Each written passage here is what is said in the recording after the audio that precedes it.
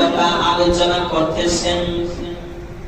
এরা 80 বছর সব সময় আল্লাহর ইবাদত করত, 24টা ঘন্টা আল্লাহর ইবাদত বন্দেগী করত।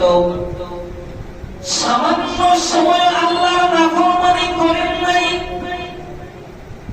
সামান্য সময় আল্লাহর ইবাদত থেকে বিচ্ছিন্ন হয় নাই। সব সময় ওরা আল্লাহর ইবাদত করত। কিতাবের ভিতরে পাওয়া যায় ওই চারজন হলো হযরতে আইয়ুব আলাইহিস সালাতু ওয়াস সালাম, হযরতে যাকারিয়া আলাইহিস সালাতু ওয়াস সালাম, হযরতে হিজকিল আলাইহিস সালাতু ওয়াস সালাম, হযরতে ইউসা ইবনে